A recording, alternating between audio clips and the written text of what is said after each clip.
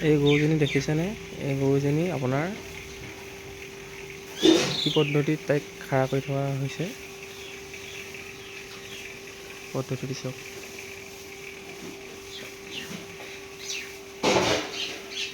কিয় এনেকৈ খাৰা কৰা হৈছে মানে গৰুজনী নিজে থিয় হ'ব নোৱাৰে।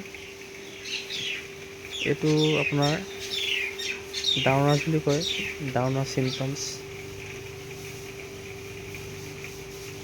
তো আপোনাৰ মানে গৰু যেতিয়া শৰীৰত ভিটামিন ডেফিচিয়েঞ্চি হয়, ভিটামিন ডেফিচিয়েঞ্চি হ'লে গৰুবিলাক মানে এনেকৈ নিজেই খাৰা হ'ব নোৱাৰা হয় নিজৰ ভৰিত। কিন্তু প্ৰায় গাখীৰ দি থকা গৰুবিলাকৰ হয়। আৰু ভিটামিন ডেফিচিয়েঞ্চি হ'লে আপোনাৰ সেই মতা গৰুটো দেখা যায়, মতা গৰু দমৰা পোৱালি সকলোবিলাকতো হয়। আৰু এইটো ৰিকভাৰী কৰিব পাৰি। ৰিকভাৰী কৰিবলৈ আপোনাকে ভেটেনেৰী ডক্টৰৰ লগত কিছুমান কথা পাতিব লাগিব, চেলাইন দিব লাগিব। এতিয়া এইবিলাক আপোনাৰ নহ'বৰ কাৰণে আপোনাকে প্ৰথমৰ পৰা কিছুমান অভ্যাস গঢ় দি ল'ব লাগিব। যেনেকৈ গাখীৰ দি থকা গৰুক 365 দিনেই আপুনি মিনাৰেল মিক্সাৰ দিবই। আৰু প্ৰায় 15 দিনৰ মূৰে মূৰে আপুনি কেলচিয়াম, ফচফৰাছ যিটো লিকুইড ফৰ্মত আহে দিব পাৰে, এইকেইটা দি থাকিব লাগে। আৰু গৰু বিশেষকৈ অকণমান আপোনাৰ খোজ চোজ কঢ়াব পাৰিলে ভাল, তেতিয়া ডাইজেষ্ট চিষ্টেমটো ভাল হৈ থাকে। কেঁচা ঘাঁহ খুৱাবই লাগে।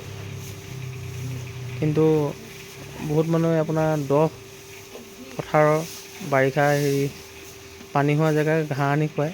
তেনেকুৱা খোৱালে হেৰি হয়, পেটত পেলুৰ সমস্যা অত্যাধিক হৈ যায়। আৰু যিমান পেলু হ'ব গৰুজনীৰ পেটত, গৰুজনী আপোনাৰ ডাইজেষ্ট চিষ্টেম কমিব আৰু লিভাৰ উইক হয়, লিভাৰ ফ্লু হোৱাৰ সম্ভাৱনা থাকে।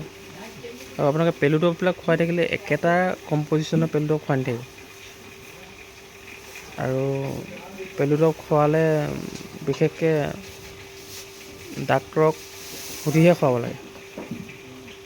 ভেটেনেৰী ডাক্তৰহে আচল আপোনাৰ মেডিচিনৰ যিটো আপোনাৰ চাল্ট বা যিটো কম্পজিশ্যন আপোনাৰ দৰকাৰ হ'ব তেওঁলোকেহে জানে।